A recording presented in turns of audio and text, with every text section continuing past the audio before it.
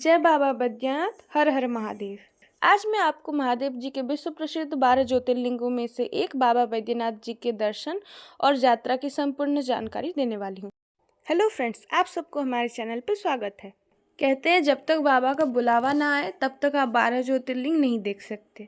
बाबा बैद्यनाथ, जिसे बाबा धाम या फिर लंकेश्वर महादेव धाम के नाम से भी जाना जाता है, वहाँ पे आप कैसे पहुँचे, कितने रुपए में पहुँचे, कहाँ ठहर सकते हैं, वो सब जानकारी मैं आज आपको देने वाली हूँ।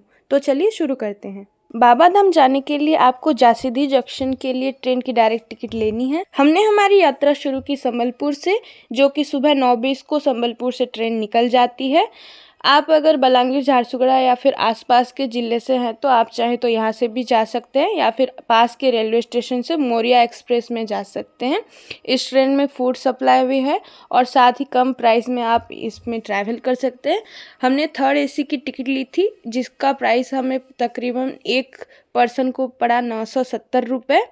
आप चाहें तो स्लीपर में भी जा सकते हैं, जो कि पर पर्सन 360 रुपये होता है। सुबह की सफ़र शुरू की हमने घुगनी चाट से। थोड़ी देर बाद दोपहर होते होते हमने पराठे के साथ सब्जी, सैलेड और अचार खाया। आप चाहें तो ट्रेन के भी मील खा सकते हैं, मगर हमें उतना अच्छा नहीं लगता तो हम नहीं खाते। बारिश होने के बाद की व्यू आप देख सकते हो कितना अच्छा है। खाते पीते हो गई थी रात। लगभग 15 घंटे के सफ़र के बाद हम पहुँच गए जासीदी जंक्शन। अभी 1 बज चुके हैं। आप देख सकते हैं रात को भी यहाँ पे आराम से ऑटो मिल जाता है। स्टेशन से बाबा बैद्यनाथ मंदिर 7 किलोमीटर दूर है। आप स्टेशन से 200 रुपये में आराम से रिजर्व करके कोई भी होटल पे जा सकते हैं। आप वहाँ पे आसपास पे कहीं पे लॉज पे रुक जाइए। हमें ऑटो वाले भैया ने ही लॉज के सामने खड़ा करके रख दिया था। वो 2-4 ऑप्शन दिखा देते हैं, आपको जो सूटेबल लगता है वो देख लीजिए। मंदिर से 1 किलोमीटर दूर में विनायका पैलेस है, हम वहाँ पे रुके थे। वहाँ पे एक रूम का ट्रिपल बेड का हमारा था 1500 रुपये। आपको यहाँ आसपास 1000 के ऊपर आराम से बहुत सारी लॉज मिल जाएंगी, उससे कम से भी मिलती हैं।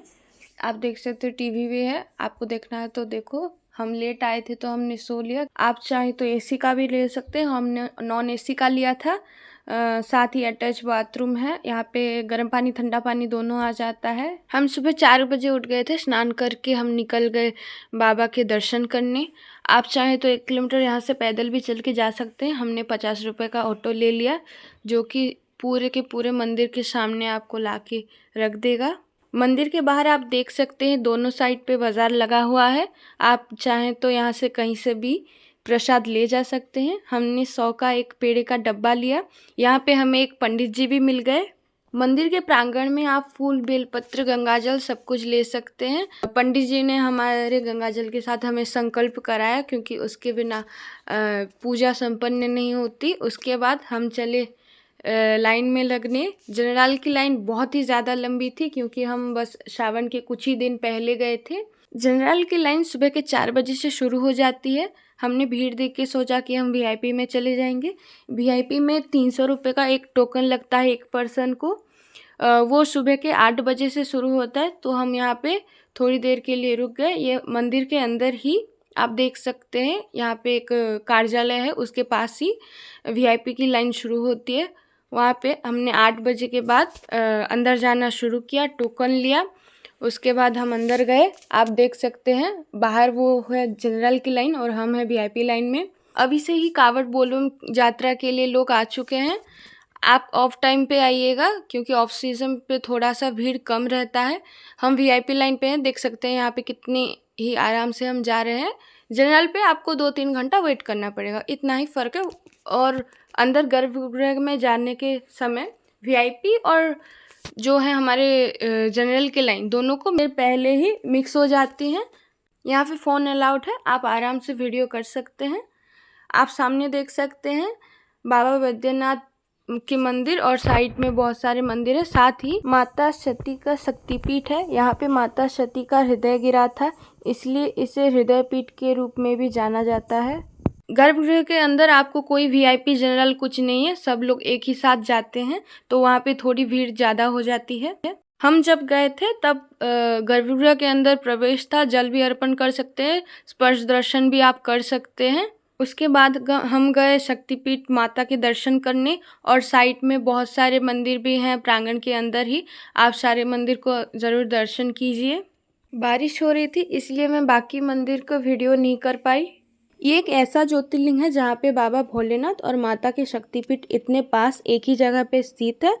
तो मान्यता ये है कि आप अपने मन की इच्छा मांगकर या फिर अपने परिवार की मंगल कामना कर बाबा के मंदिर से माता के मंदिर तक का धागा बांध सकते हैं। आपको यहाँ पे बहुत सारे पंडित जी मिल जाएंगे जो कि आपके धागे को संकल्प करवा के ऊपर बांधने के लिए ले जाएंगे। यहाँ पे 550, 1100, 2100 या फिर इससे ज़्यादा के भी धागे मिलते हैं। हमने 2100 का धागा लिया था। आप देख सकते हैं हम बाबा के मंदिर से माता के मंदिर तक चल के आके उस धागा को लेके आ गए, और यहाँ से पंडित जी ऊपर जाके शिखर पे हमारे धागे को बांध रहे हैं। मंदिर के प्रांगण में ही आपको बाबा बैद्यनाथ का चरणामृत मिल जाएगा। यहाँ पे हमने चरणामृत पाक के अपना दर्शन किया संपन्न।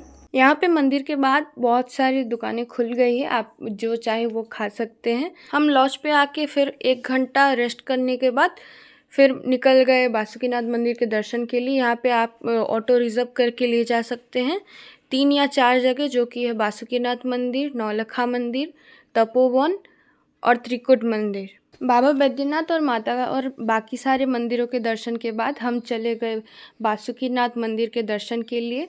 बासुकीनाथ मंदिर यहाँ से 50 किलोमीटर दूर है। अगर आप ऑफ सीज़न में आ रहे हैं तो आप आराम से 2-3 घंटे में पहुँच जाएंगे। अगर भीड़ ज़्यादा हुई तो ट्रैफिक की वजह से और ज़्यादा टाइम भी लग सकती है।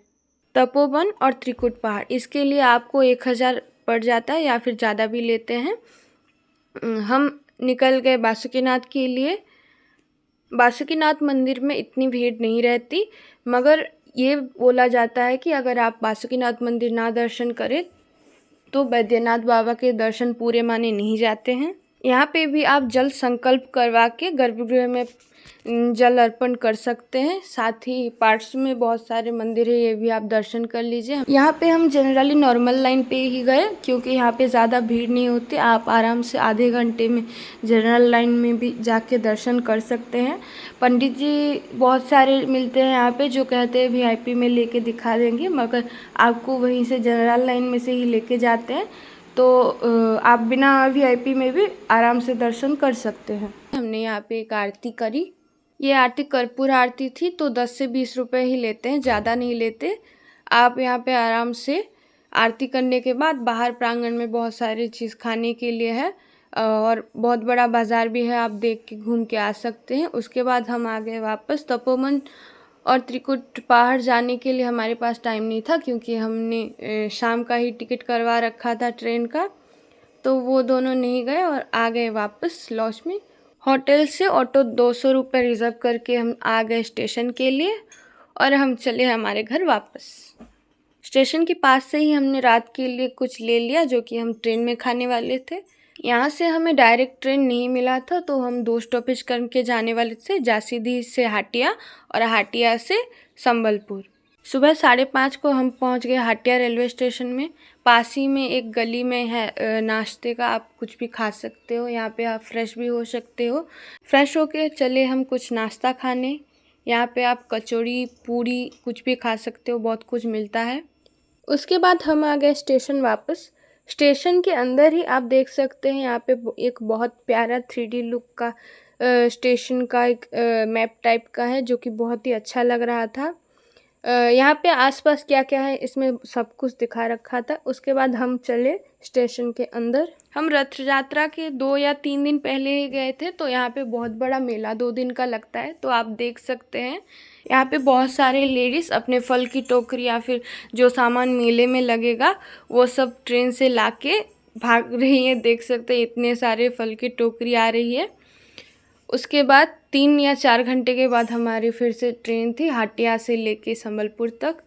उसमें बैठ गए हम आराम से। उसके बाद आ गए संबलपुर पे। ये थी हमारी बैद्यनाथ धाम की यात्रा। आई होप हमारी वीडियो की इन्फॉर्मेशन आप सबके लिए बहुत ज़्यादा हेल्पफुल रही होगी। अगर कोई डाउट हो तो आप कमेंट सेक्शन में पूछ सकते हैं। ऐसे ही एक नए वीडियो के लिए हमारे चैनल को सब्सक्राइब कीजिए, हमारे वीडियो को लाइक कीजिए, शेयर कीजिए। फिर मिलेंगे ऐसे ही एक नए वीडियो के साथ। तब तक के लिए जय बाबा बैद्यनाथ, हर हर महादेव।